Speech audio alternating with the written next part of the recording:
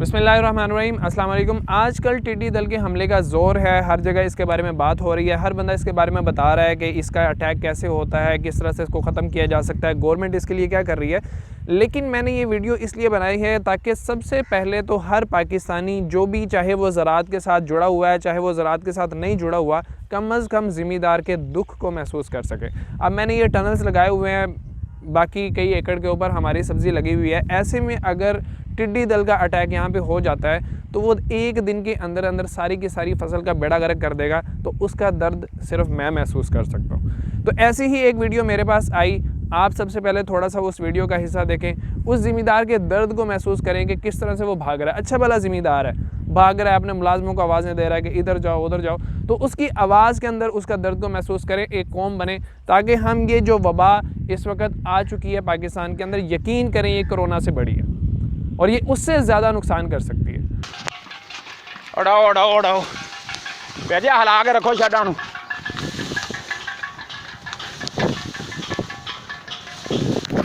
ओए उड़ाओ ओए,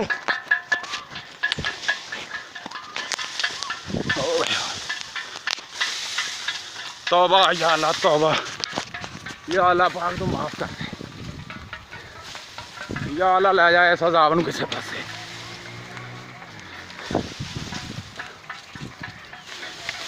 या अल्लाह पाक अपनी रहमत कर।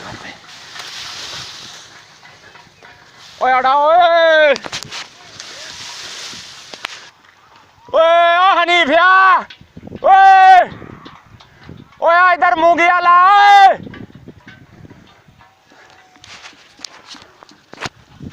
तौबा मेरे अल्लाह।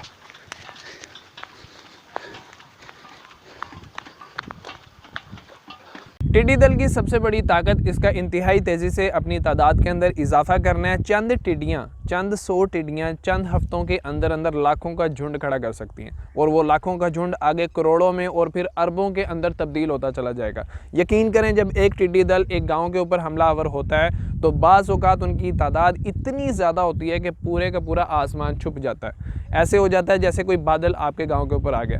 और जब ये अटैक करता है तो हर किस्म की फसल के ऊपर अटैक करता है। ना ये किसी दरख्त को छोड़ता है, ना ये गंदम को, चावल को, गन्ने को, सब्जियों को, किसी भी किस्म की चीज़ को नहीं छोड़ता।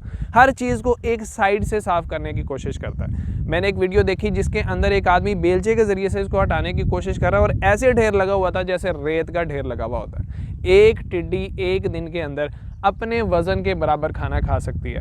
और ये ज़रूरी नहीं है कि जब उसका पेट भर जाएगा तो वो खाना बंद कर देगी, बल्कि पेट भरने के बाद अपनी फितरत से मजबूर होकर एक चूहे की तरह पत्तों को कुतरती रहती है। जब तक इसको सब्ज़ मादा मिलता रहता है, ये सारी रात बैठ के, सारा दिन बैठ के उसको ख़राब कर सकती है। इसको इस चीज़ से कोई गर्ज नहीं है कि आपका कितना ज़्यादा नुकसान हो रहा है। इतनी बड़ी तादाद के अंदर जब आपकी फसलों के ऊपर अटैक होगा तो फसल के बचने का कोई तसव्वुर ही नहीं है। और बल्कि अगर ये टिड्डी दल आपकी फसलों के ऊपर बैठ के कुछ खा के वहाँ से उड़ भी जाती है, तो पिछले साल ये चीज़ें देखने के अंदर आई थी कि जिस चारे के ऊपर टिड्डी दल बैठा था, खाया था, वो चारा जब जानवरों को खिलाया गया तो जानवरों के अंदर बीमारियों की बढ़ोतरी हुई थी। बहुत ज़्यादा जानवर बीमार हुए, दूध कम हो गया, दूध के अंदर स्मेल आना शुरू हो गई। तो ऐसे ही वो लोग जो इस चीज़ से बेफिक्र होकर बैठे हुए हैं कि यार हमारी कौन सा ज़मीनें हैं या हमारी कौन सा फसलें हैं, तो उन लोगों को ये चीज़ अपने जहन के अंदर रख लेनी चाहिए कि टिड्डी दल के अटैक के बाद जो बची हुई फसलें या बची हुई सब्जियां और फ्रूट आपके शहरों के अंदर, मंडियों के अंदर लाया जाएगा, तो वो सारे का सारा सेहतमंद नहीं होगा। वो फ्रूट, वो सब्जियां ना आपके लिए अच्छी हैं, ना आपके बच्चों के लिए अच्छी हैं। तो हमें एक आवाज़ बन के इस चीज़ को उठाना होगा कि अभी ये वो चीज़ है जिसको कंट्रोल किया जा सकता है। हमारे सरगोदा से थोड़े दूर खुशाब तक इसका अटैक आ चुका है। पूरे के पूरे सिंध के अंदर इस वक्त इसके अटैक चल रहे हैं। मुल्तान के अंदर इसके अटैक चल रहे हैं। इस वक्त मेरे पास जितनी वीडियोज़ आ रही हैं, लोग इंतहाई परेशान।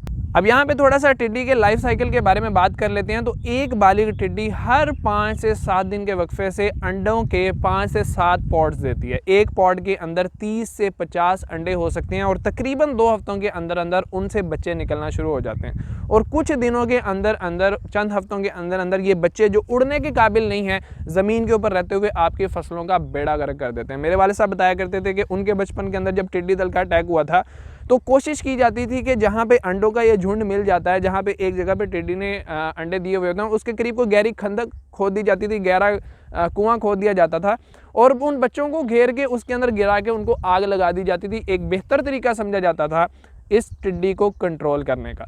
ये इंतहाई पावरफुल, हशरातुल अर्ज़ की बात करें तो इंतहाई पावरफुल कीड़ा, इसके अंदर अल्लाह ताला ने इसके परों में इतनी ताकत रखी है कि ये एक दिन के अंदर 120 किलोमीटर से लेकर 200 किलोमीटर तक उड़ सकता है मुसलसल।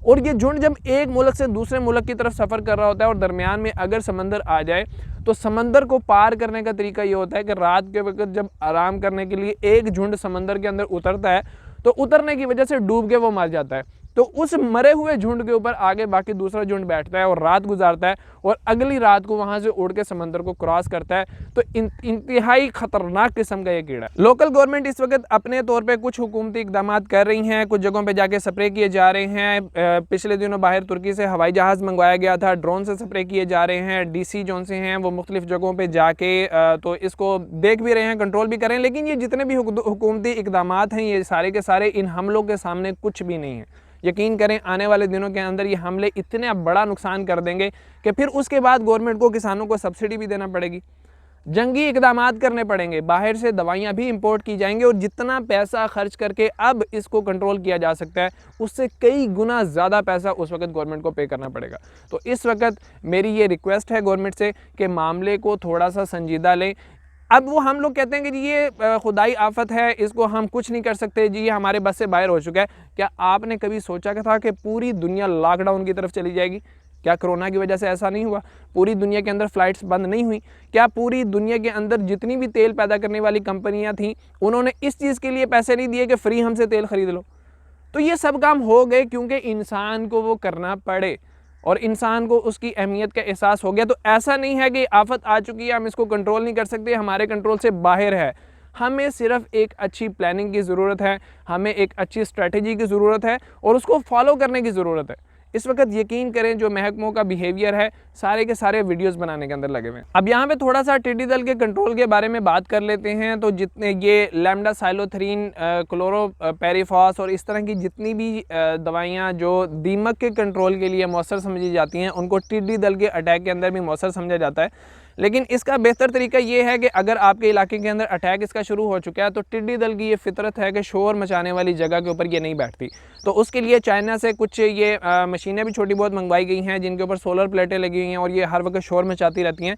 टिड्डी दल का अटैक होता भी है तो शोर ऑटोमेटिकली वैसे भी हो रहा होता है, तो टिड्डी दल वहाँ पर बैठता नहीं है, आगे चला जाता है। और उसके अलावा अगर आपके खेतों में हो चुका है तो यहाँ पे खाली टीन डब्बे वगैरह बजा के भी आप इसको भगा सकते हैं।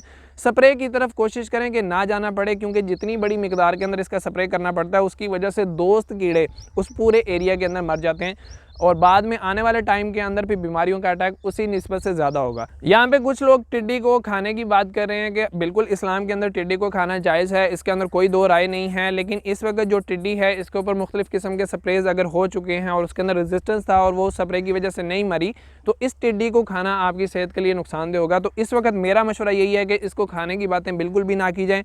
फ़िलहाल तो ये सारी की सारी बातें मजाक उड़ाने के लिए की जा रही हैं और वो लोग कर रहे हैं जो ज़िम्मेदार नहीं हैं, ठीक है। लेकिन याद रखें आने वाले टाइम के अंदर जब कहत साली होगी तो जिन लोगों की ज़मीनों के ऊपर फसलें बची हुई हैं उनकी सब्जियों के रेट उनको तो बहुत ही अच्छे मिलेंगे, ठीक है, वो तो बहुत अच्छा पैसा कमाएंगे और जिनका नुकसान हो चुका है वो थोड़ा बहुत रो लेंगे, लेकिन उनके साथ पूरा पाकिस्तान रोएगा क्योंकि हर चीज़ की कीमत बढ़ चुकी होगी, हर चीज़ हर इंसान की दस्तरस में नहीं रहेगी।